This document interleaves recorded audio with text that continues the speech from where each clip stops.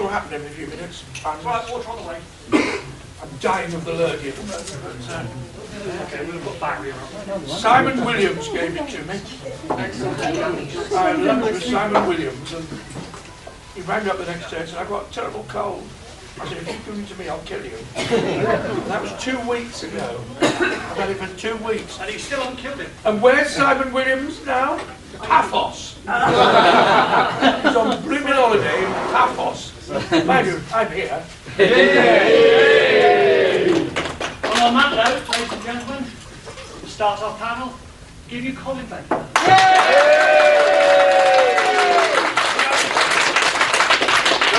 I'm going to do a proper introduction. This is a man who came to Fame the Brothers, playing a baddie, as someone whom we all love to hate. My mother's favourite. And then as Baben, grade 7, of course, he's done, well, he was the first murder victim in Jonathan Creek. So if you had just ducked at the right moment, that's seriously. I know him personally in real life as an evil mastermind who tried to tempt me into a life of crime. But I want to draw your attention, it's true. See how these evil masterminds forget their henchmen. You outlived your usefulness.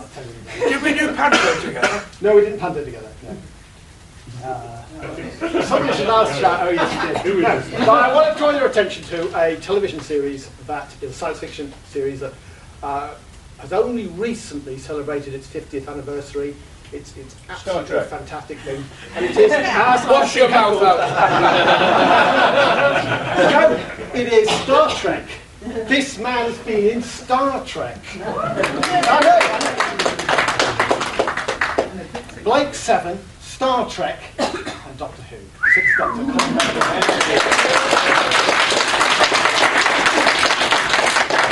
And a very great science fiction TV series called Don Quick. Have you ever heard of it? Anybody heard of it? Yes. No relation. Yeah. Ian Hendry. Very good. Don't know who. Ian Hendry and what was his name? Ron Lacey was Sancho, and Don Quick was a space traveller who went round trying to help people and always making a mess of it, based on Don Quixote, obviously. And I was on a planet with Kato Mara, and we were money. On this planet, human beings were money. Right. So I was standing in a cell, a bank, because I was on deposit. How much were you worth? I don't know. How many Maras to a baker? Oh, I think 100 bakers to a Mara, probably. I only have one line. It was right at the beginning of my career. And I said to the director, can I change my line? And in his eyes, I was nothing more than an extra, daring to suggest. I said, I don't think it's a very good line. And he asked me what I wanted to say. He said, no, stick with the script. So I did. So what happened was Don Quick came and saw us all in the prison and said, you shouldn't put up with this. You are people, you should be free. You should break out and fight back. And my one line, as in the script, was, we are revolting. I asked if I could change it to we are rebelling. And I was told no. And everybody watching it on television went, yes, you are. We are revolting. Awesome. Is that the first thing you ever did? No, it was about third or fourth. About 1970. First thing I ever did was Roads to Freedom. Jean-Paul Sartre, Saturday night, classic serial. And I played a rapist. And I went up to meet the producer, who asked me to read, and I said, no, I don't like that part, it's nasty, I don't want to play it. I want to play that nice part, which was a smaller part. And I got to know that producer later, and he was counter-suggestive. So unlike some directors who go, well, if you don't want to play it, shut off. He thought, no, I'm going to make him play it. Casting against time. Yeah. So I played all the nasty parts for for 3 or 4 different classic series, one on to another. That's sort of how the brothers happened. Yeah. You were the typecasting. Because the producer of the Brothers was the production manager on the Roads to Freedom I did. Yeah. So it all joins up. The Brothers is being released on DVD. The first series was released 2 years ago, and I don't come in till the 4th, or the 3rd, I think. The 2nd and 3rd are out this Christmas in January. So the 3rd episode of the 3rd series of the Brothers, they're all being released next year. So if you want to see the evil Paul Merrilin, the Brothers will be available 2017. You could. I mean, it begs the question. It was a really good series. Oh, I love the Brothers. Yeah. I mean, I taught JR all he knew. I was voted by readers of The Sun the most hated man in Britain. It's quite an accolade, considering all the politicians around at the time. The most loved was, he played Poldark first time round. Robin Ellis. Yes. Yeah. Robin Ellis. So they made me do a photo shoot with him. Hated. Both dressed in Poldark costumes. You know, the white shirt and chest open. Not quite as glamorous as the current one, though. So you were going to be a lawyer, weren't you?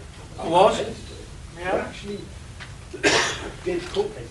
When I was 18, my father said to me, as I was about to leave school, "What do you want to do, son?" I said, "Well, Daddy, what I'd like to do is go to Oxford or Cambridge, I think. Yeah. And I'd like to study modern languages. And while I'm there, I'd like to join Ouds or Footlights, because lots of actors come from that, and I like a bit of acting. And I might become an actor, I don't know." And there was a slight pause, and he said, "You start in the solicitor's office on Monday." So my dreams of university were out the window. He didn't believe in all that. He left school at 14, ended up managing director of a large company. So he thought university was just a license to waste time and other people's expense. Well, it was. It's still something I'd like to have had the chance to do. And about 4 years later, I've been a lawyer for 4 years, done my exams, got lots of stories for the autobiography about various people. I've changed the names, obviously, but extraordinary things. And my poor old dad, at the age of 49, had a heart attack and a stroke. And even though he lived another 10 years, he was, to all intents and purposes, a vegetable, bless him. And I thought, is that all there is? Song? Is that, I thought, not for me. I'm not going to be a solicitor and earn lots of money and not care about people much. I'm going to do a job I want to do. So I ran away to drama school. That's the circus stuff. And I started acting, I suppose, when I was 26. 18 to 23, I was doing law. Never regretted it. I can certainly read a contract.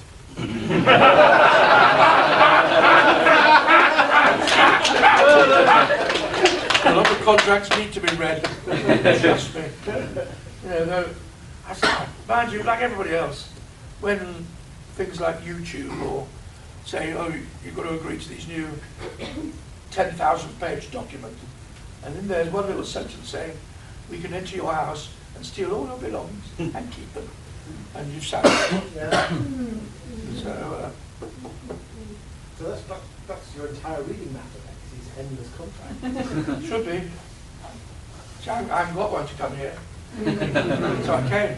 They're nice people. So you must, in drama school, you must be one of the only people there. I was 23 when I went, and the people with me were ranged from 17 to mostly 17, 18, 19. I was older than the rest. Was that an advantage or a disadvantage? It was an advantage for me because I took it more seriously, I think. You'd seen what the alternative was like. I'd seen the real world, and a lot of these come straight from school. For them it was a bit of a laugh. And it was my passage to freedom, if you like. And then when I left drama school, we went up one by one to the principal's office. And he said to me, clearly very fond of the theatre, you have some talent. But you might find you don't really do much work until you're middle-aged. Because I was kind of middle class-ish at a time when it was much more fashionable to be an angry young man. I was a rather polite young man. And I came out feeling rather depressed. And then the chap who went in after me came out feeling rather depressed, having been told much the same thing. His name was David Suchet. Another polite young middle-class man. So he's done all right, I think. I think he's all right. Did you consider that you've done all right? I've got 4 children, and I've managed to support them. I still am. They're in their 20s. I think any actor who can say he's done that out of an actor's income has done all right. So,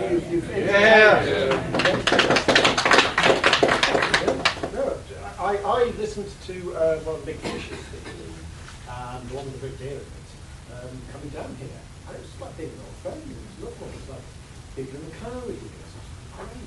Yeah, you know, I listen to the Big Finishes in the car because, you know, a nice 2-hour journey takes care of a nice 2-hour tape. 2 episodes up to the service station. Yeah. 4 episodes.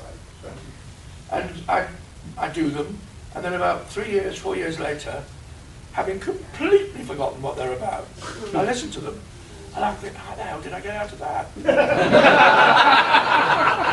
But I did.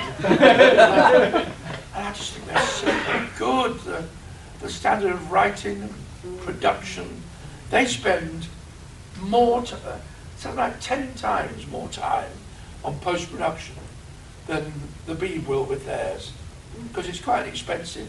If you're, you know, an organisation like BBC, using the facilities of post-production studio is very expensive. But Big Finish have got their own stuff, and they not as expensive to them. And they care more about it. Music behind the dialogue. And each actor's on a separate track, so you can mix and add effects. I don't understand all that stuff, but it's just brilliant.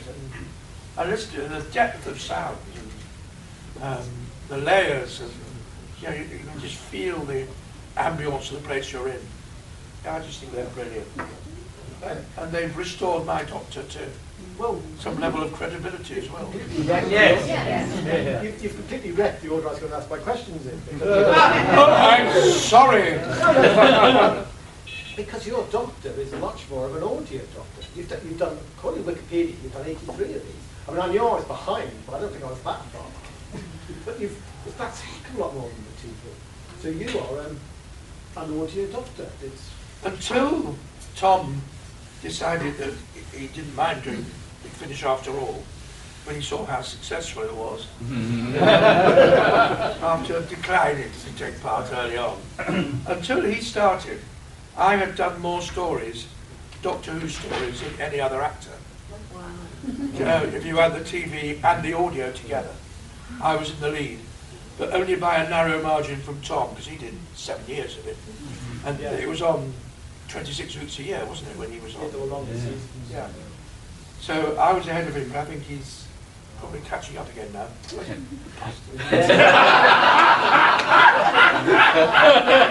Sorry. Doctor had a greater life outside the TV series in terms of development and the characters. Well, I think it's true of Peter and Sylvester as well. And Paul. Yes, especially Paul. Actually. Because I mean, They've done more. Your costumes changed. You've got other companions. Isn't it lovely on audio? I love that. It's just amazing. I love it. So do you prefer? Which do you prefer, stage or? Oh, it's when I've been doing a lot of one, I want to do the other. You know, I haven't done much television lately, and I kind of miss it. I like the instantness of television. You turn up nowadays. I mean, when I did Doctor Who, we rehearsed it like a play, so you knew the whole thing before you went to the studio, because you'd done every scene over and over for a week, and the producer would come and watch a run through, like they would a dress rehearsal of a play, and then you go to the studio and suddenly it would all be in different order, but you knew exactly what you were doing because it was rehearsed to the nth detail. Now you get sent a script. They send you a list of the scenes you're doing on Tuesday. You learn those. You turn up on Tuesday and do them. They give you a list of what they're doing the next day. You go home, you learn those. So you come in the next day. Nowadays you don't have a feel for the whole overall story. You just well, you have to, because you have to read it, but you don't have a feel for how the other people are going to be playing their parts until you turn up on the day and do them. So it's a very different experience. I prefer it our way. I mean, I've done a few things like Doctors and things like that, and the speed at which they do that, you get 6 or 8 pages. You have to learn between when you finish 8 o'clock at night and you get there at 6 o'clock in the morning, and it can be quite intense that. So do you see a full script before you do it? Yeah. But you can still just try to learn it. Get the full script and then you tell you which scenes you're doing on what day. Oh, I see. So you've had the full script, yeah. You've read that, and if you're the kind of actor who can learn a full script before you even start work, you can. I mean, there are people who do that. I gather Anthony Hopkins learns the whole film before he does a day on it. There's no way I could do that. I have to be doing it. You need to rehearse the process, the sort of fixes in your mind. Yeah. I've done some theatre directing, that process to work out how the story is going. I mean, I've worked for the odd theatre director who said, I want you all to learn it before you come. And I've just said, no, shan't. I am one of those theatre directors. Are you really? Yeah, I am. Yes. And what do you do if you haven't? Cry. Because you learn bad habits to you that way, because you learn it entirely the way you want to do it, whereas the way you want to do it must be affected by the person you're doing it with. So it's like when you get a footballer who's just playing football in his own back garden, and you have to strip away all things they were doing and train them to do the right things. Yeah. It's the same about learning a part. You're just learning it in a vacuum. But I'm not allowed to disagree with you. You're allowed to disagree, but you don't say so.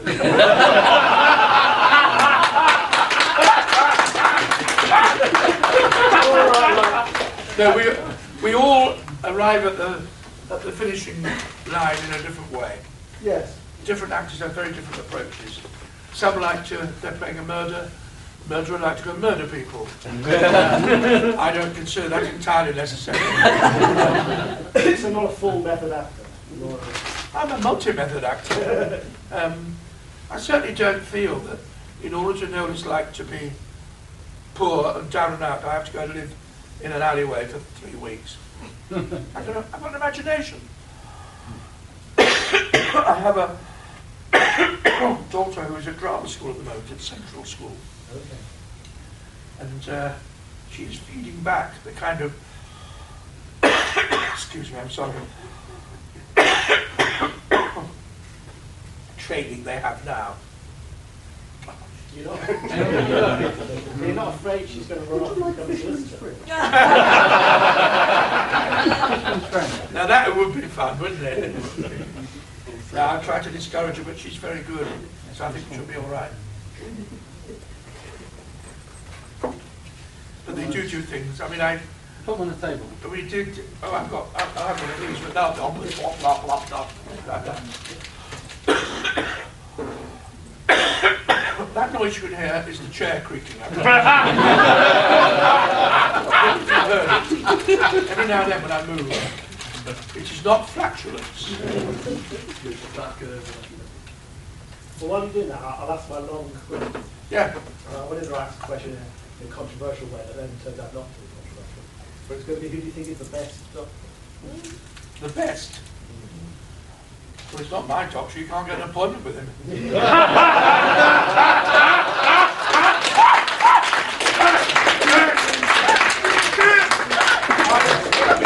While you're checking that, I always think that question is a very, very unfair question. It's a fairly stupid question, to be honest. Because if you don't like black and white television, David Hart and Patrick Troughton are going to come up rather badly. If you, I think black and white's good. well, yes, but if you don't, then, and if you like your Doctor Who to have stories and not be swamped with special effects, they don't like that dress. So you're not comparing like with like. There's different eras, different scripts turn up, different script editors and so forth. So it's not a fair comparison, except in a single case, because you did The Ultimate Adventure. That was a stage play that was done, written by Terence Dix for John Pertwee. And John Pertwee was taken in, and Colin took over. No, it was always planned. It was always planned? Yeah, he wasn't taken ill. Oh, No, right. it was planned as 4 months. He didn't want to do 8 months of it. No. So he said he'd do 4 months, but somebody else had to do the second 4, and they asked me. Right. So I knew when it started that I would be. Well, I saw it with John Pertwee. A week later, I took my neighbour's son to go and see it, and it was all going to take it. It did about 10 minutes. Oh, in Birmingham? Yeah, in Birmingham. His understudy took over David Banks. And I talked to David Banks, and the first time I saw it, by chance, and noticed he was the understudy. I thought, well, how are you going to approach that part? How are you going to step into those shoes? It was going to be different. So, and his, was interesting and great, although everybody shuffled up. Yeah. The chief mercenary was the doctor, the chief Cyberman became him, and then the final scene, there was definitely a Cyberman short. So there we go. I've seen that production, same script, same production values, 3 different people playing the main part. And you can ask me, well, which one was the best? I'm like, I can't answer that. I genuinely can't. It's a stupid question. It's also Which of your fingers is the best? Yeah. Which of your kidneys is the best? I mean, I found Joe. David Banks' was interesting because I had talked to him beforehand about his approach, so I was able to see what he was doing and why he was doing it that way. Do you remember doing it? Yeah, very well. I remember going to see the very first night of it, because I knew I was doing it, so I was in Wimbledon, went to see the first night. It was hysterical, because there was the big build-up. The TARDIS landed in 10 Downing Street, I think. Yeah. And it was there, and as the door opened and Pertwee stepped out, the lights went. So his big entrance was blackout. He said his first few lines, which normally would have got a round of applause because he was appearing, and there was this awful, and the lights came back on. And John Pertwee is a very good actor, but not good enough to cover up. He was livid. Poor old shot. Made me laugh. Can I just say, I saw 2 of the 3. I didn't see David Banks. It was so interesting to see what stays the same and what's different. And the one difference that really stuck with me was the conversation with the Prime Minister, because Pertwee's was, yes, Mrs. Thatcher, and yours was, hello, Maggie. I don't remember that. Because Terence Dix asked me if I wanted any changes made to the script, because he'd written it for John. And I read it, I said, no, there's one change to the script, 2 really.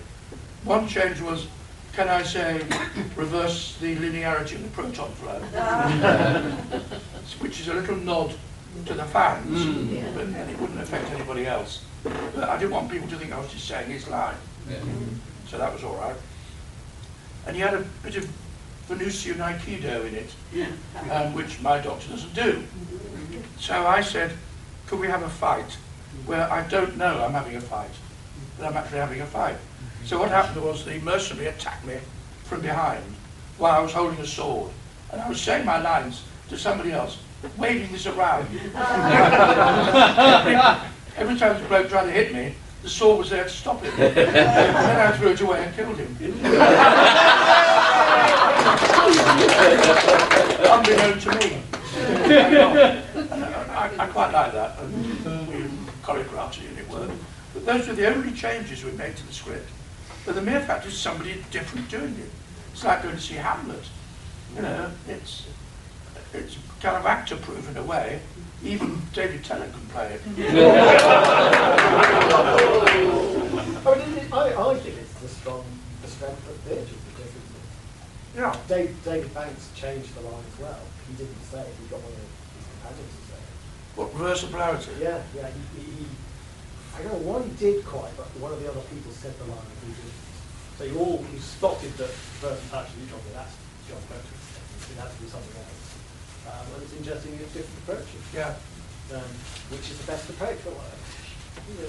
I don't know, I mean, it's well known that I have a little feud with the Doctor Who magazine because I want them to stop doing, I don't mind a poll saying, what was your favourite story of last season?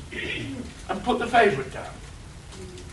Why you have to go of 8 stories, best writer, second best writer, the 8th best writer. If you're that writer, even though people say, it's all right, we still like yours, all the others were better. It's just not nice. Isn't that just modern TV, like the X Factor and so forth? Yeah. I mean, I'm a celebrity, get me out of here. They choose a loser, they don't choose a winner, which seems wrong to me. But that, it's all the same. that you went to willingly. When I did I'm a Celebrity, I knew that was willingly. I knew those were the rules, I knew when I was entering. When I played Doctor Who, I didn't think I was going to be coming bottom in polls 10 years later. But it's not just about me. One came out recently and I looked at the writers' poll for that last season. And there was some bloke I didn't know who was last. Why? Why not just say, our favourite was... You have the Olympics, do you? Podium with gold, silver, bronze. Spoon goes But again, they entered with that in mind. People who are engaged in the creative process don't expect to be told that they were worst. But I was interested, I was talking to Phil Collinson, producer, during the Tennant, went from first 3 seasons. I was in a car with him for about 2.5 hours travelling back from a convention to an airport. And he was saying, he agreed with it, he said, well, if you're a fan of something, you love factoids and facts and lists. People want to make lists and stuff, and it's part of that list-making thing. We love all those stories, but we want to, oh, that's better, oh, I like that one. It's a kind of innocent pastime. It's an innocent pastime that has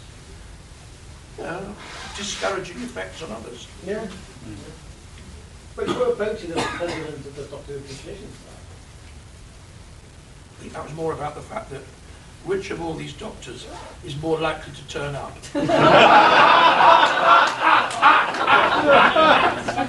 And be nice and talk to people. That's a good thing, isn't it? It's a very good thing.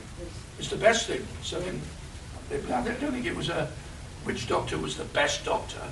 It was which doctor would be the best president of DWAS and has shown an affection for the fans. And I like fans. Who wouldn't? Yeah. I always say, if you're a plumber and someone stopped you in the street and said, oh, that U-bend you put in my kitchen 30 years ago, it's brilliant, thank you so much. I'm an actor and people do that. Yes, so you get recommended. Are you a plumber? No, I'm not. That's a proof. Yes. Go on, your turn. Okay. What are you doing now? What are you doing at the moment? Not a lot. Not a lot.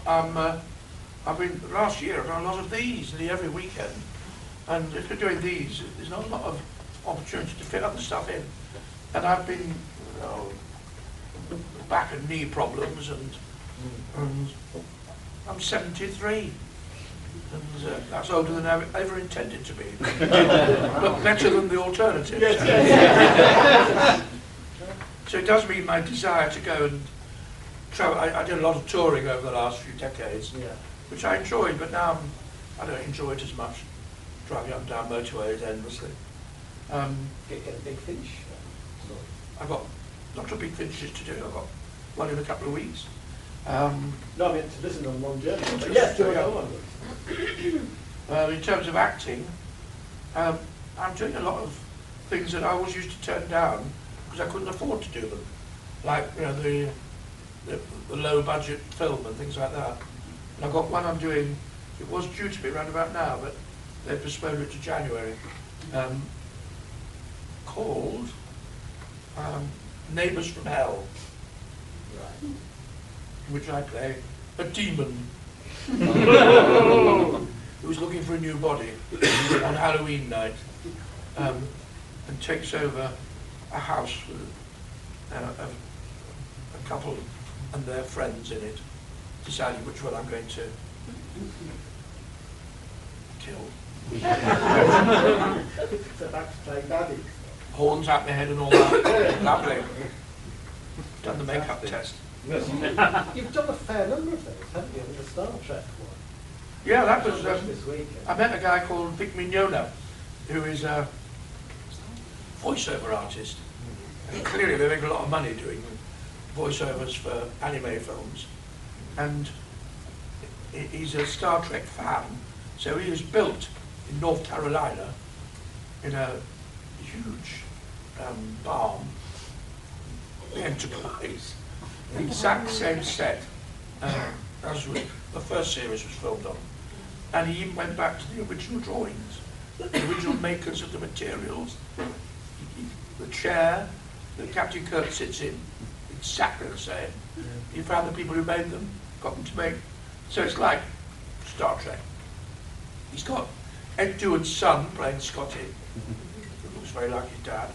He plays William Shatner, and there's a vast improvement. Vic is very good, and it's straight. It's an absolute straight. It's the original concept was, I can't remember.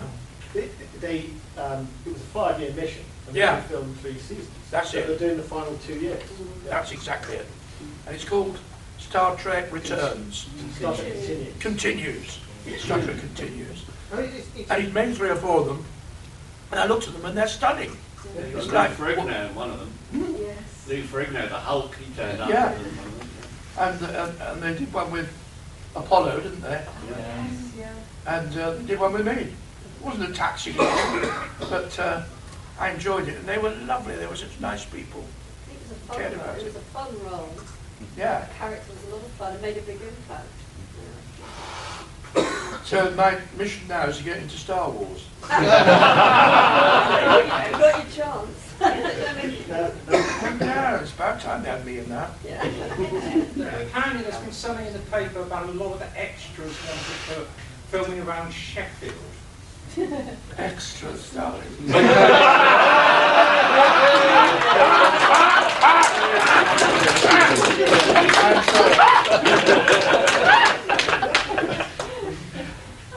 That wouldn't be quite the same. I think Jabba the Hutt should return. Save on makeup. Self-deprecating or what? Or the thing I like to be in most is Once Upon a Time. Did you watch it? I'm really hooked on that. I didn't watch it when it came out, and I started watching it about 5 weeks ago. And I got through, and there's about 20 episodes a season, and I've got through 4 seasons. You're watching more than one a day. 3 or 4 a day. It's an addict. And Lana Parrilla, who plays the Wicked Queen, and I have exchanged tweets on Twitter because I was saying complimentary things, and she said, "Oh my goodness, Doctor Who knows who I am."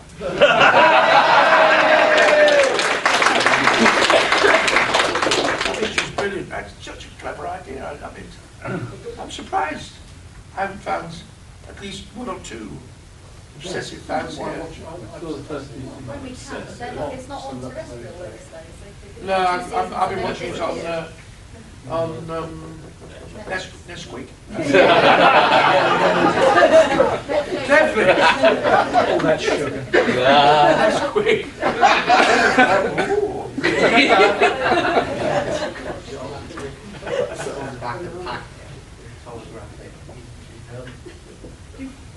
You played the Spectre Morse on stage. Oh, yeah. That is another stepping into I the call it role role. that's being created by somebody else. I mean, how do you sort of approach that? That's interesting because my friend Robin Herford, whose main claim as a director is he directed the original Woman in Black, which has been touring for, and he's even been in it a couple of times when because he knows it so well now, he steps in when other actors are ill. But he's a lovely director. I've worked for him several times as well. Nicest man, best director I've ever worked with. And he rang me up and said, we were chatting, and I said, "What are you up to?" He said, "Well, we're doing a stage play based on Inspector Morse." I said, "Oh, how wonderful, who's playing it?" He said, "Well, I hope you are." Which was one of the nicest things the director ever said to me. And he thought of me. And so I went and read all the books. I've met Colin Dexter, and he said to me, John Thorpe plays the part and nobody else. So I'm kind of wondering what happened to that. Well, what happened to that was that he saw that the stage was different. He doesn't want anybody else doing it on television. And then he relented to the young. You see, He threatened a lot of money, wasn't he? Yeah. Having read the books, John Thor is not an obvious person to play that part. Very different from books. Yeah.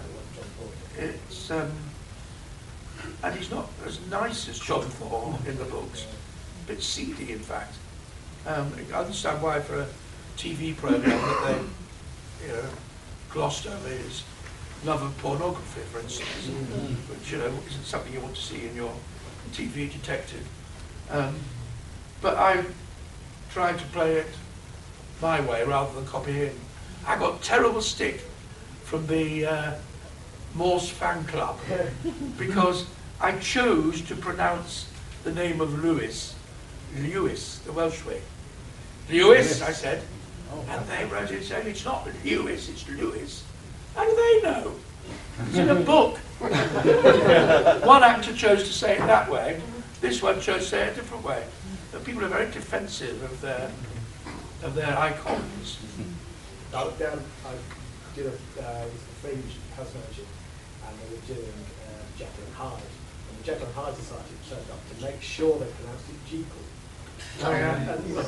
Hello, Dr. Jekyll, and the entire society sort of went, "Oh, excellent." All blended, didn't watch the end of it. But we said Jekyll for years. Yeah. I guess it probably was Jekyll, but who cares? Call him Jelly. So, questions from the audience. Let's go around and get some questions. Oh, look, I have one question. It's what I thought was very hurtful.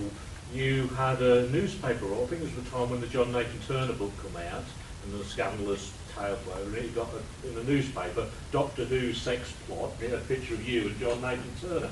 What can you do? Could you do anything about that? Or? I tried, and by happy chance, the person who was in charge of because after the whichever inquiry it was, the Press Complaints Authority was broken up and redesigned, and the person who took it over was somebody I knew, a Doctor Who fan, was in charge of the Press Complaints Commission, and he said there's absolutely nothing you can do about that. because if you read the article, it makes it perfectly clear It's nothing to do. that you, Colin Baker, were not It's just involved in the it. picture they put on. But a front page picture of me, because nobody knew who John Nathan Turner was, saying Doctor Who scandal. Unless you read the rest of the article, you assumed it was me.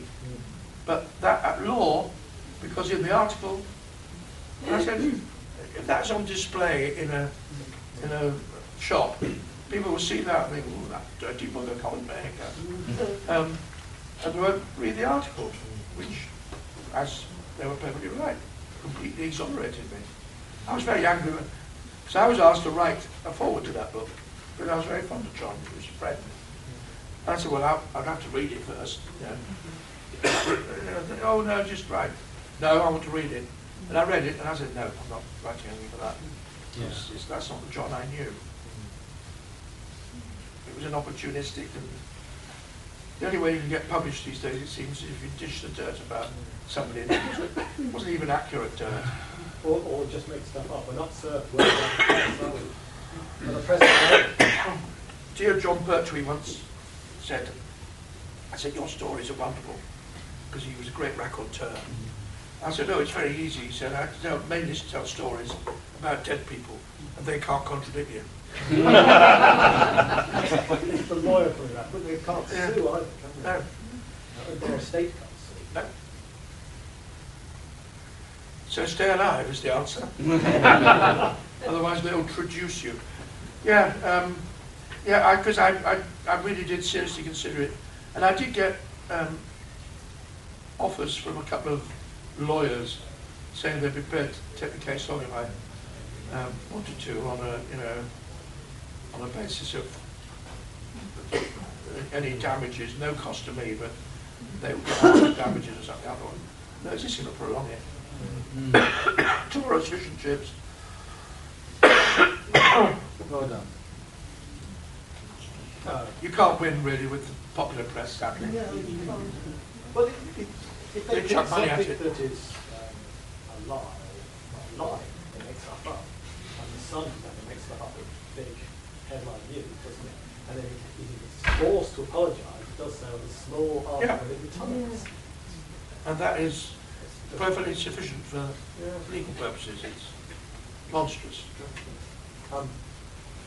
I never, first time around, I sort of poo-pooed you and didn't want to know you. You poo-pooed me, did you? But then when I actually finally sat down and I watched your first season, I thought it was incredible. But one of the fan books about it calls your first season Video Nasty. And I think, I love it, but I'm curious, how do you feel about Margaret Whitehouse, Mary Whitehouse, who seems to had a personal beef about doing something about Doctor Who and moaning? She did, didn't she? Yes. But, I mean, it wasn't just Doctor Who. It was, she didn't like. Can you imagine what she'd be like now? Did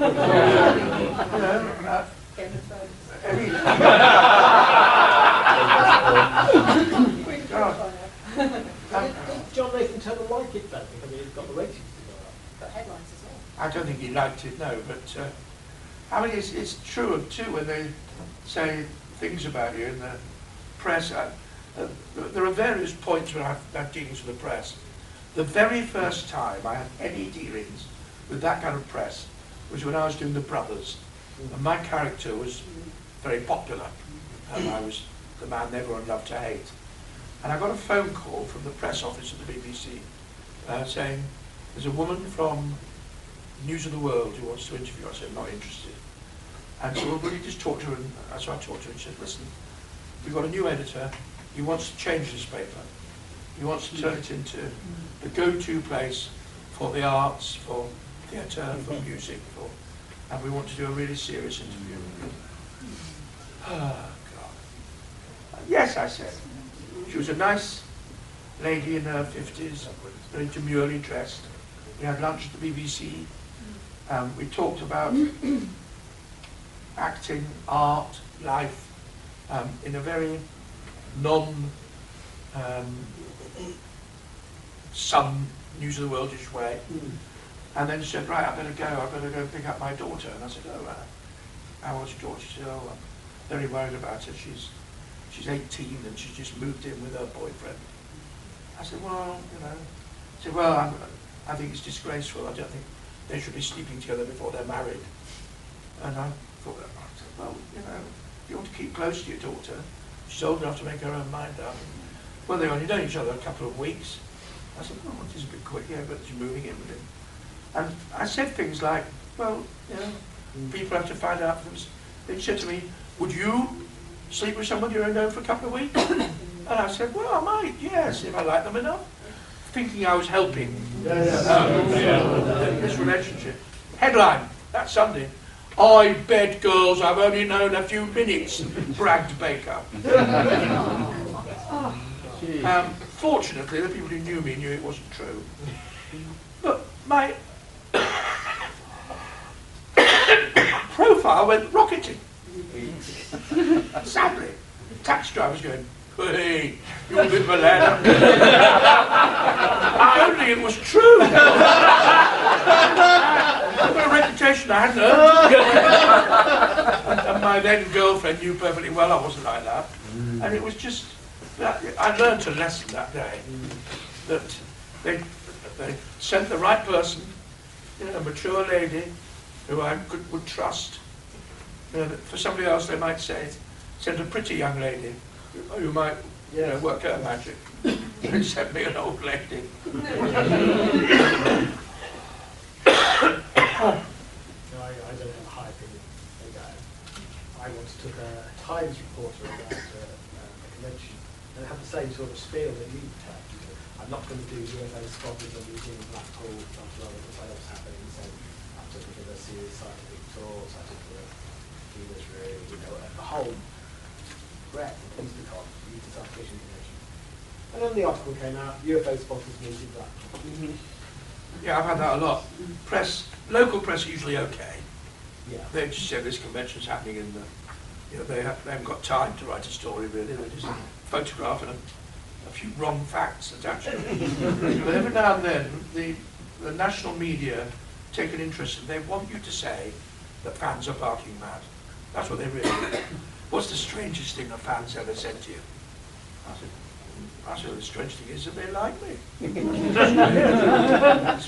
No, but you must have had some weird. No, they're very nice people. Their fans are as diverse as, you know, anybody else in any other walk. You know, football fans are all very different. Yes, there are some thugs, but 90% of them aren't. Occasionally, there is a fan who will say something rude. 95% don't. The mixture of types of people is as diverse in fandom as it is in any other walk of life. Yeah. Although you are all mad, of course. I think it's probably people in fandom read more than the general population. A science fiction audience, I mean, this is what the UFO spotters irritated me. There'll be less who believe in UFOs for the investigation. More who want it to be true, but no, it isn't. It was inaccurate. Yeah. But, preachers to the converted, no one's going to change their minds about anything. Can I say, I mean, I'm something of a fan of the right stuff in the mornings when I'm not working. And Louise Jameson, Leela was on, and they tried to sort of poo-poo conventions and whatever. And he said, oh, you're still going to do this kind of thing? And she turned around and said, yeah, that's my retirement fund. Good fun, but yeah, you go there. Yeah. Well, she is one of the sanest, nicest, best, kindest, talented people I know. She's a great friend, Louise, of mine. I wish she'd been a companion of mine. Although she endured Tom for many years during his dark years, and now he's doing Big Finish. He's lovely to her. So they're chums now, which they weren't when they were doing the programme. He wasn't very nice to them. And he admits it, so I'm not telling tales out of school. But Louise and I used to tour a lot. I've toured with her several times. And I love working with her.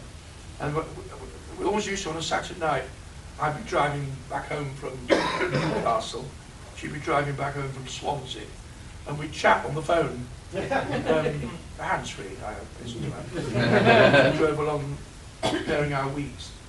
She's a very good girl, Louise Jameson. Is there a sort of family feeling Oh yeah, yeah. I mean, I look at some lists of attendees, and I was delighted when Michael Jason was here because Nicola was going to be doing it, but she's doing some mysterious project in America. Never went tell me what it is. For years. I think it's a lie. I think she's on holiday. People being a Doctor Who, that's more than just the acting fraternity, or just sort of... Well, it does. I mean, because we meet each other a heck of a lot, we kind of know each other better than I know most other actors I've worked with. You know, people like Timelord, who's a great chum of mine. And we chat with, given the instant media chats you can have now on Twitter. I'm a great reader of Twitter. I don't tweet as often as I ought to. If you follow me, I apologise. I forget about it. But I follow a lot of people. And most of the people in the show are lovely. I think the programme helps you to be lovely. Well, it has that ethos, doesn't it? It's one of the very few non-violent, doesn't carry a gun around to solve problems. Yeah, I mean, I don't want to upset anybody by comparing it to religion, but the kind of devotion that some fans have to the science fiction world is very similar to the devotion that a tribe of Indians in Guatemala might have when you know they see the silver bird flying through the sky and turn it into a god. It's something that takes us out of ourselves, something that shows us there's another way, there's the possibility of other ideas of a kinder world. I know that certainly children at school who are marginalised either by being different or being lonely or having a hard life at school can find solace in watching the Doctor. And that's a great responsibility that comes with that. So it is important that... And each generation has their own Doctor. Yeah. That's the awful crime of having that huge gap. Because it was a generation that grew up without their own Doctor. I mean, there was one time in the whole of Doctor Who that I got a shiver down my spine and a lump in my throat. And that was Christopher Eccleston at the end of The Empty Child and the Doctor Dances, when he says, and the good thing, everybody lives. And I thought, right, I got it then as well. I thought, if anything encapsulates what Doctor Who is about, and I know my doctor got knocked for the business with the acid bath, but they were trying to push me in it, and I stepped out the way and they fell in it. And yes, I didn't show compassion, and I made a flip remark, but that's how I dealt with my pain.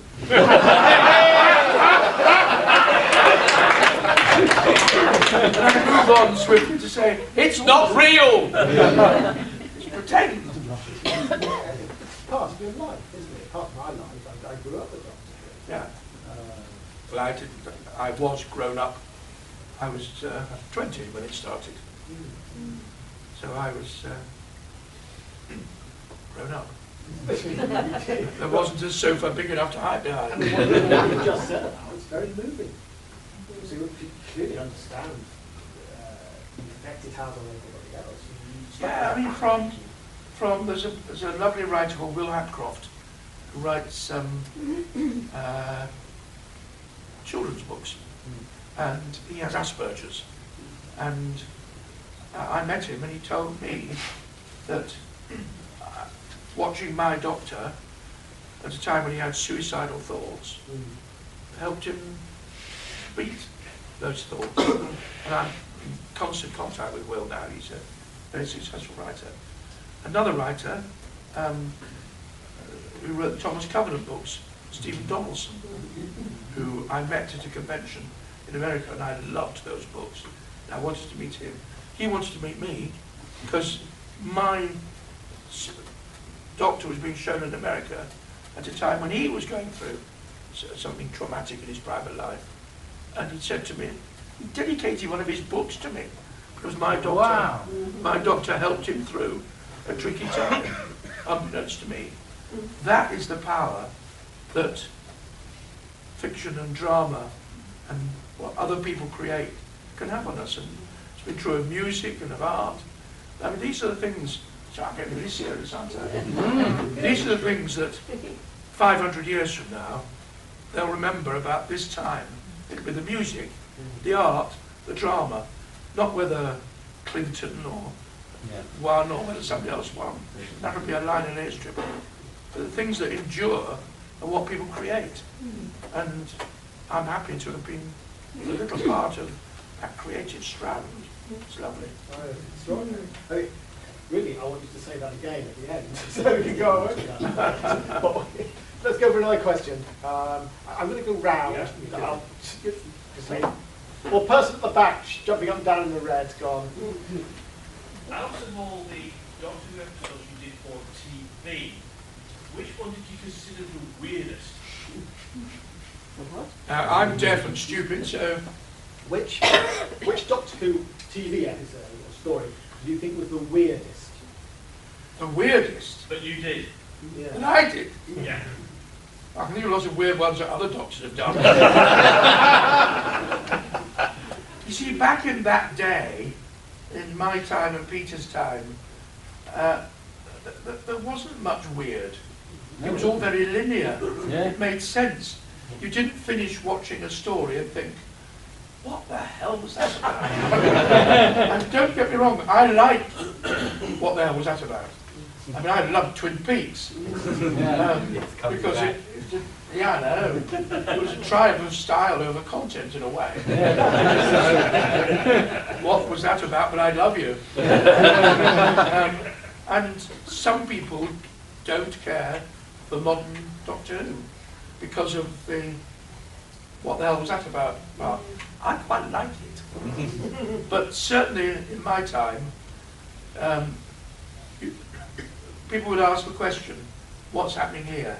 Like I did when there were kind of what was real stuff about in the trial of a Timelord. Was the Matrix lying? Did that happen? Why did I wanted to know. I don't like not knowing. I don't know myself. How can I act it? So I don't think there was a lot weird going on in my time. Some of the props were a bit weird, but on screen they looked all right. BBC Special Edition. Chap in the sort of dark shirt, and I'll go to this side of the thing.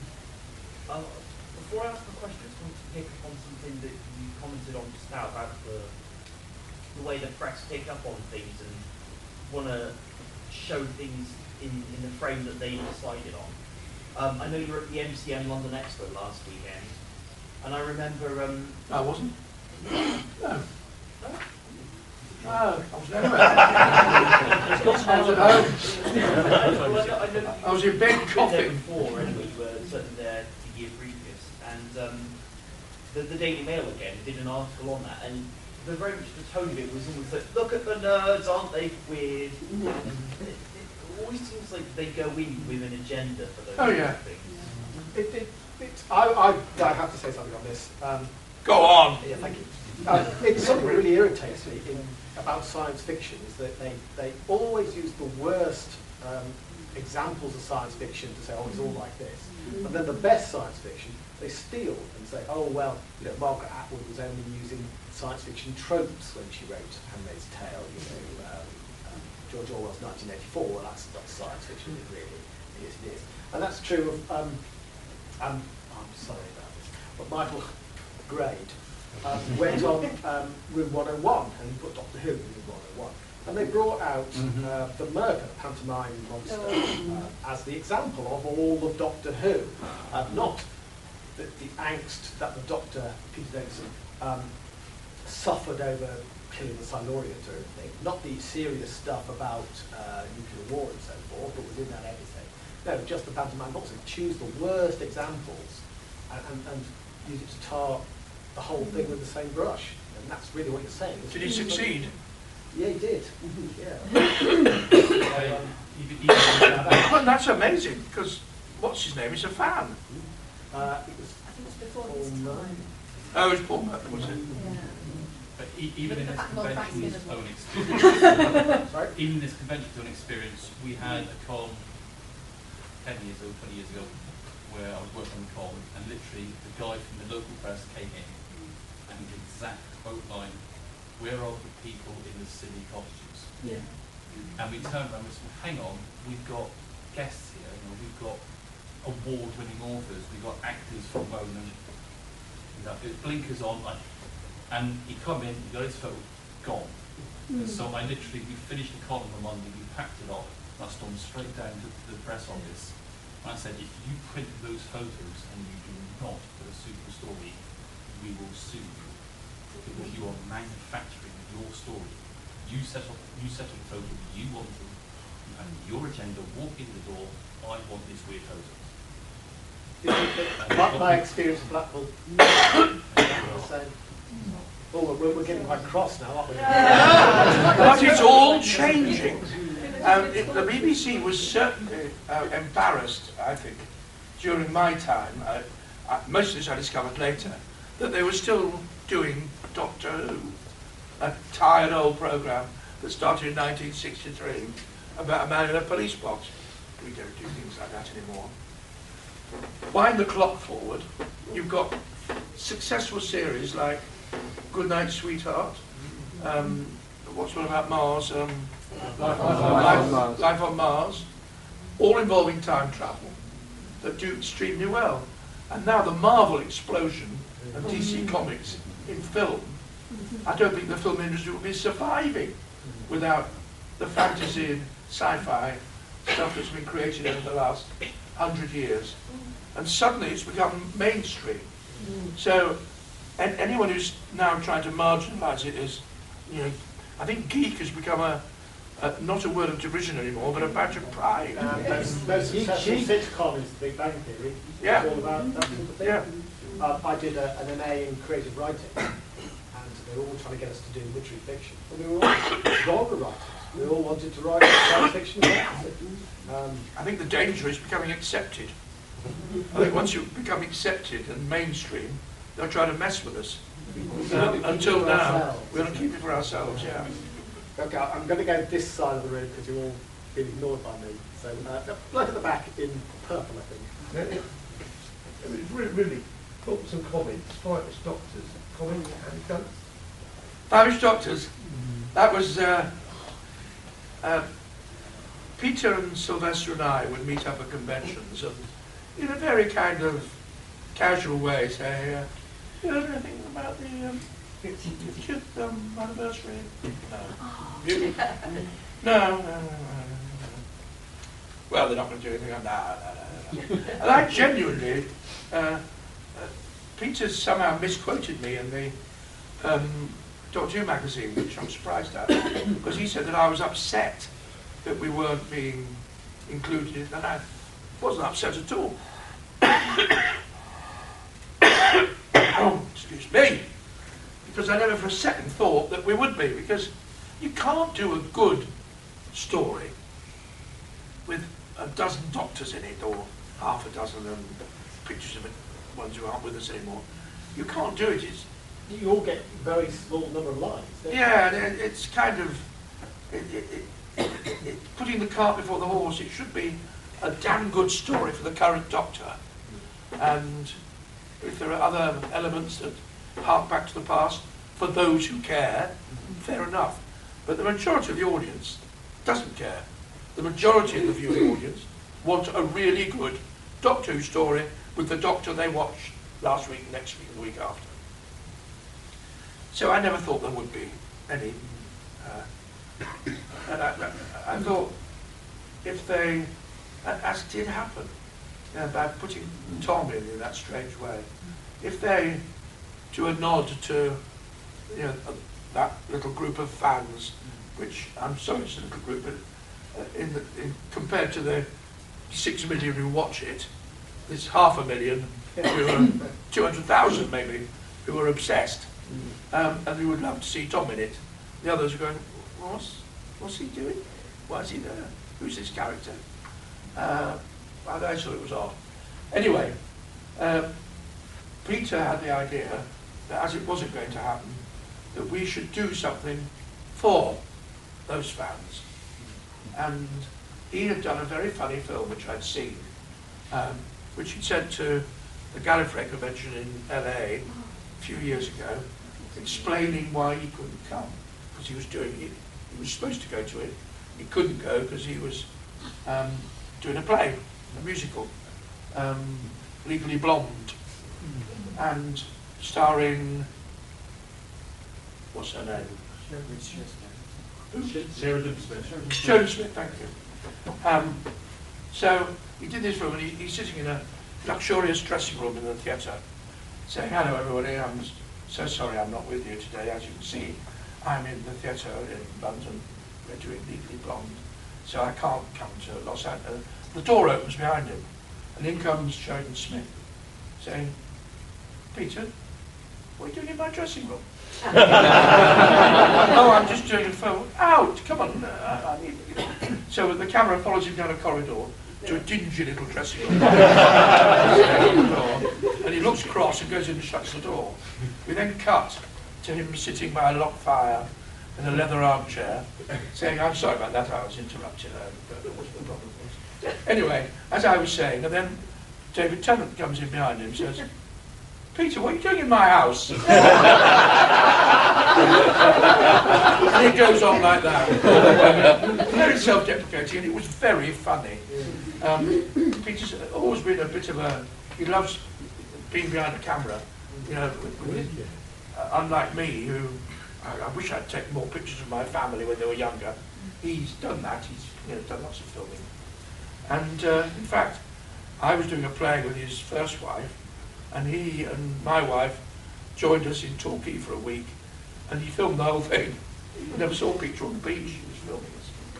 So he had the idea of doing something similar about Sylvester, he and I, trying to get into the 50th anniversary special.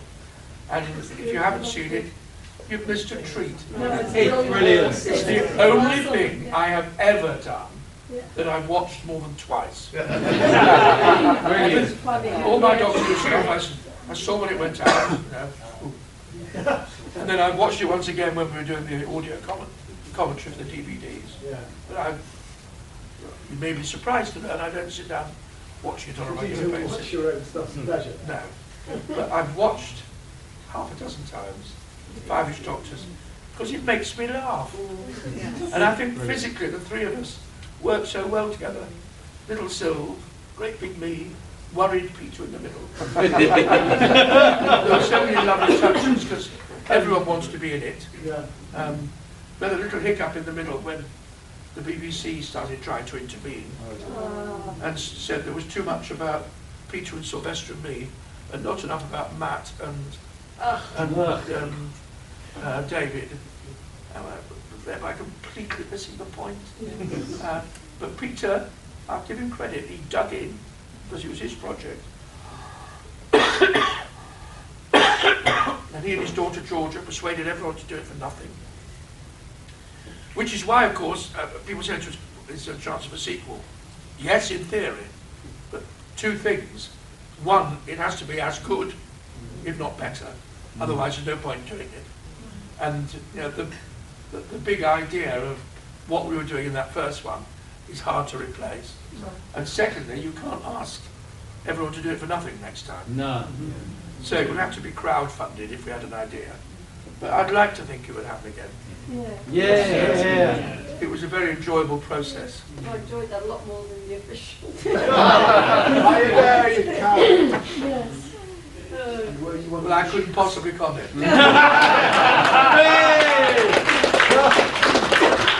And were you under the sheets? Of course we were. I wouldn't lie to you. We were under the sheets. Yay. A gentleman with a marvellous beard. Thank you very much. You were talking about goosebumpy moments. You mentioned Dr. Nancy, the Chris Eccleston line.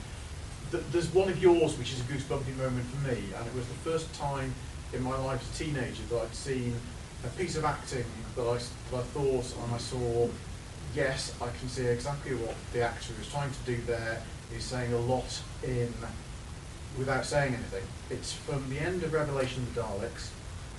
William Gaunt as Orsini has just said the line, "Doctor, I have a bomb, I intend to use it." And you don't say anything back to him, but there's a look that you give him, which is a wonderful piece of acting, and it communicates so much in there. The Doctor is respecting Orsini in the way that he fights. The Doctor is fighting the Daleks in his own different way, but can't take away the fact that Orsini is the kind of person who's going to blow up a bomb, which the Doctor might not do. But there is so much, and it's so complex, but it's all in the look that you give him. And it was the first time in my life I've genuinely seen an actor that I thought, this is a really, really good piece of acting. Yeah. So the question, I suppose, is... Before you ask your question, I can't tell you how something it is to hear someone say that. Thank you.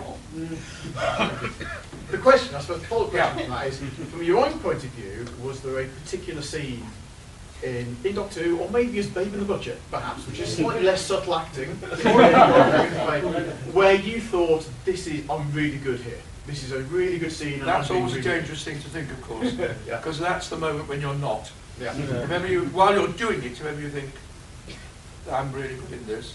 You're probably not. But interestingly, moments that I loved having the chance to play, that would be one of them. The end of Twin Dilemma, when Maurice Denham died, would be another. The moment when I collapsed and died, sticking dear, excuse me. It's the ones when you're in touch with the emotion that is always satisfying to play. And there have been some moments in Big Finish, certainly, with Maggie Stables when playing Evelyn at the end of Arrangements for War. That was a moving. It's when real emotion comes into it. It's a kind of gift for an actor. You long for those moments. And funny enough, they're the easiest to play if you've got any imagination.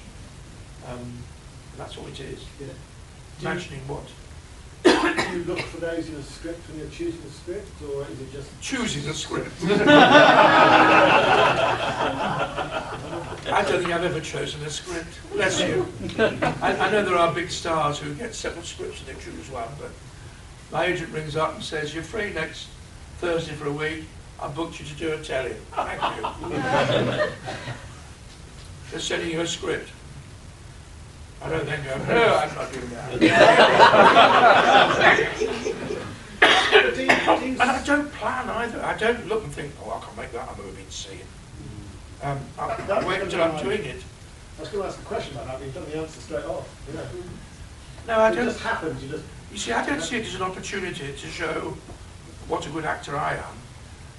This sounds like I'm terribly self-indulgent, but for me it's an opportunity to bring those words to life for a writer who's written them. And my job is to make that real, to merge those words with whatever I am and have. As a writer, thank you. Yeah. I was talking to the boys earlier, to Neb and Robert. They were saying, everyone knows who we are, they don't know who they are. And I said, but you're the more important ones, because without you, what have we got? Yeah, and at least you could read what they've written. You don't need me to read it. The writers. I wrote a poem once, I must stick it out and do it at some event. It starts, the writers are best. It goes on about all those sci-fi writers that I loved as a young man, Heinlein and Poland Kornbluth and Asimov and Classic. John Wyndham. That was my first. The first book sci-fi I ever read was The Kraken Wakes by John Wyndham.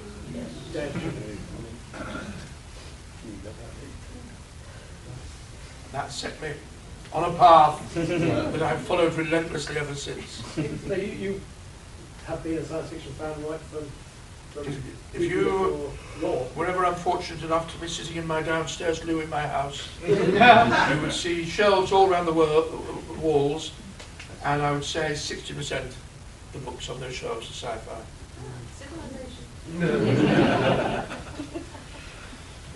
I'll put a picture on Twitter. All those Ursula Le Guin and Anne McCaffrey and good stuff.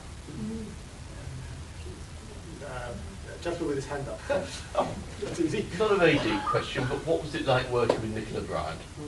Nicola's lovely. She's my companion. I know I've had others on audio, and I had a brief flirtation with Connie Langford. It's my companion. She's a good girl. She was always rather irritating because she always knew her lines and mine long before I did. My job is... An actor should learn the script before they come to it. That was her opinion, not mine. Once you learn not to prompt me in rehearsal, because when she'd be there and I'd be a little behind her in the lines, she'd go, "Don't do that!" We've also gone very well. Talking about magical moments, for me, it was the moment the two of you were wandering through the forest, just chatting about the earth. We used the umbrella to show the spin of the earth and things. The opening scene in the first... Yeah, first and trial of Timelord. Yeah. It was just I like that scene people too. who were friends, chatting. We were determined not to carry on with the whinging on her part and the pompousness on mine.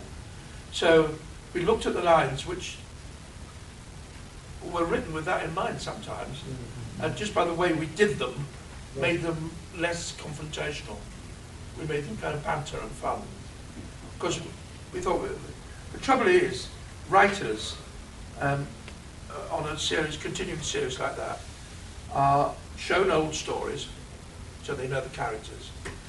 And what they're really interested in is writing their story, which is about how the existing characters interact with what they're creating. So they might spend less time thinking up new interesting ideas for you, the regulars, than they will about the new people coming in. So we had to shift the emphasis on our characters so that they started writing for what we were offering rather than what they thought we had been in the last series. So the script, in a way, lagged behind the way you wanted to develop the characters. Yeah. And then Big Finish took it completely, and my doctor is what you hear in Big Finish. That is who old Sixie really is. Yes. Well, I guess we've seen that character, I was going to say grow up, but that can't be the right way to say for a 900-year-old character. Develop. Develop, yes. Yeah. Well, it is interesting because I did one story last year, where newly regenerated Sixie met long post-regeneration Sixie. I met myself, and I had to talk to myself as the one who just been regenerated and the one that now exists in Big Finish. And I did it. When I listened to it, I could tell which was which. They were different, very different characters. That's a piece of acting I was quite proud of, actually. That must be quite difficult. You've got to play, it's the same character, not just playing same person, characters, same character. Same character, sort of slightly different eras. I enjoyed it. It was good to do. Nice challenge. Which story was this? Which story was Big Finish story? Yeah. There are 83 titles. Was it The Wrong Doctors? The Wrong Doctor? Thank you very much. Because there was another one where Christopher Biggins was the Doctor. That was The One Doctor. the One Doctor. Yeah. Oh, that's It's the Wrong Doctor. Is the one. The Wrong Doctor. I should have known the person dressed in my costume could provide the answer. Let's have a question from the actor. Okay. How much creative input did you have in your Big Finish regeneration story? Well, in the sense that it had been mooted for some time and I had given an indication that I wasn't that interested. And this is all part of an ongoing gag I had for the last 30 years, that I was still the Doctor, and that Sylvester McCoy, wriggling around in my costume, is not a regeneration.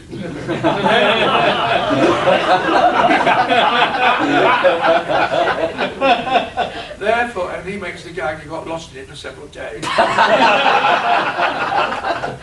Therefore, he is an imposter Doctor, the first of a long line of 6 new Doctors. I was the 6th Doctor continuing, and he was number 1 of the apostate Doctors, like the old popes who pretended to be popes and weren't. And I was enjoying that at conventions in America. I used to get the audience really going on that one, saying they would march and defeat the wrong Doctors. Then I said, of course, every 6 times they come up with a Doctor who is grumpy, aggressive, hard to like initially, arrogant, and as I like to say, every 6 times they get it right. Peter Capaldi bears some comparison with the 6th Doctor, I think. And some comparison with William Hartnell. He's a grown-up, and he's grumpy. William Hartnell was grumpy from word go. Yeah. So I must sit down and watch the rest of. I only saw the first 3 of Peter's. Then for some reason I was not able to watch for a while, and I've recorded them to watch at some point, and I haven't done. But I liked what I saw of Peter Capaldi, and I think he's rough because he's not been received that well in some areas, has he? No. And I think that's a shame, because he's a proper Doctor. The age of the teenage heartthrob Doctor. We can move on, I think. Yes. I've done a small amount of acting myself, and if you graph the age of the Doctor, during the hiatus period, I was exactly the right age. Like the part, so let's be the 8th, please. We were here, so we can go to that. I was going to ask about when you played Van Helsing on stage. Yeah, it's another iconic role I've played. Yeah. That was great. Did you see it? Yes. The stage magic was amazing. I was wondering how you approached the characters. There were similarities, but obviously he's not the Doctor. Yeah. Well, I took over again because Chris Casanova was playing it. And he was taken ill. Excuse me. So I took over. For those of you who didn't see it, he was on a set with all different levels of walkways and a brilliant Dracula. Oh, he was perfect for Dracula. It was very menacing. One of my main memories is because of the rigours of the set. They used to say you've got to warm up before you do the show. You know, physical warm up. I've never been a great fan of that. So I declined. Because I said, why do you want to get exhausted before you start work? I'd rather enter. I was the only person in that company who didn't twist an ankle or pull a muscle climbing around on that rack thing. I just went at it like a bullet to gate and got through. So that sums up my attitude to warm-ups. But I enjoyed doing the show. I had a really good. I was sorry it was fairly short. It was only about 4 months I did it. But there was some startlingly good performances in it, especially Dracula himself. And it was a clever piece because it set in a modern parallel universe with lots of people had iPads and things like that, and he used the internet to download himself and Dracula. But I got to drive a stake into a girl's chest. Oh, I love all that. Yeah, it was good. I remember one night I'm a lazy actor. There was a long prayer that I had to read, which wasn't a standard prayer. So I had it stuck inside a prayer book, a prayer. Because I am playing the part of a person reading a prayer. So why learn it? Because you then got to get your eyes looking as if you're reading it when you're not. So I didn't learn it, it was written in the prayer book. And the prayer book is brought on by another character. And on this particular night, the guy came on and everyone realised, except me, very quickly, he hadn't got the book with him.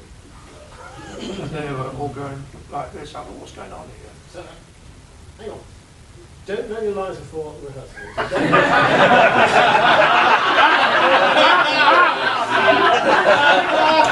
We're script on the stage.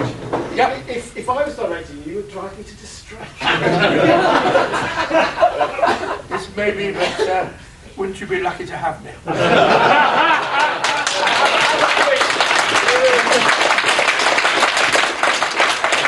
Haven't we all been lucky to Hey, have wait, I haven't finished the bloody story. I've been told to rap. You ought to do what you're told. I haven't been told to rap. I'll tell you when we rap. Direction, okay. So I'm seeing all these people look at each other, and then they go like that, and I look down to where it should be, and the book's not there. And all these other actors are wonderful. They're like piranhas, circling around the poor heifer that's fallen in the river. They all look at me like this. What you going to do, big boy? So I said, I think we should now say a little prayer. Follow me, please. Our Father, and I said the Lord's Prayer. And they're all saying, you cheat, you. I didn't know the prayer that was in this. It was a prayer. And there are so many stories like that on stage where things go wrong and someone has to cope with it. And you never get the help you hope you'll get. It's like when phones ring when they're not supposed to. That happened to me once, and I went and picked it up, and I said, hello, there's obviously nobody there, and I said, it's for you.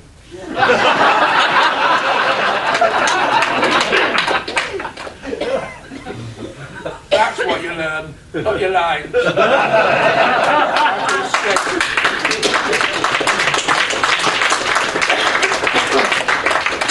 You're all here tomorrow, aren't you? Yeah. We've got some more stories tomorrow. After we tell you more stories about things that go wrong on stage. Can I ask one quick question? You were supposed to be with us about Con 7, and you never made it. So are you actually glad that you've now actually made an Armadacon? I don't know about Con 7. When was that? 21 years ago. We had Nicholas Courtney. What was I doing? You went off filming. You went to do the customs program that was on the time. There was a customs bit part in there. A bit part?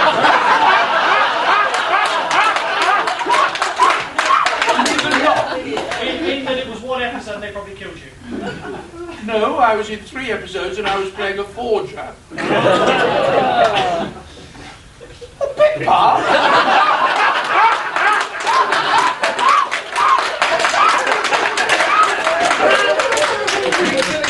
I was the main villain of that the series. After that comment, Gary, I'm not going to rap. So are you glad that you're here, finally?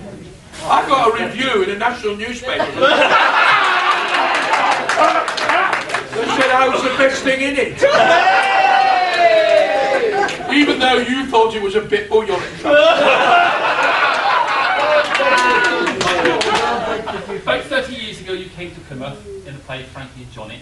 Yeah. I have to say, I'm glad in some extent I interviewed the night before I realised you'd open on stage naked. Yes, some of us have seen his bottom. We interviewed the magazine and we discussed judging the Doctor on different stories, how difficult it is. You then went on to do The Ultimate Adventure, which of course John Pertwee had played. Oh, I'm busy feeding the other guests. All I was going to say was, it was wonderful to see that the same story had a totally different slant because they were both your stories. It was his story, the way he played it, you played it, it was your story. As it thank you for proving the Doctor, no matter what he looks like, is always the Doctor. Thank you very much. I'll tell you one quick, very funny story about Frankie and Johnny. That was the very first night you saw. Because it opened here. We rehearsed in Plymouth. It was a Plymouth production. You know how the play started. We were there. With a couple doing things that were a bit private. And the actress that I was doing it with was slightly alarmed about having no clothes on under the bed covers with me. So I had a pair of shorts on under the bed covers, which I then had to get out of under the bed covers, so because otherwise it would look ludicrous when I got out of the bed that I had shorts on, because you don't do that with shorts on, do you? Yeah. So I had to take the shorts off in the bed, get out of bed and put another pair of shorts on. That's art for you. But it was very dimly lit. My wife wouldn't come and see it. Very good, right? You did very good New York. My bottom looked all right.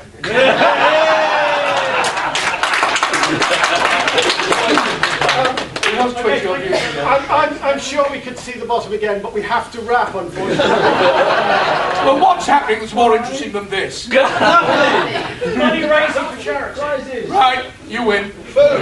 Ladies and gentlemen, Colin Baker, thank you.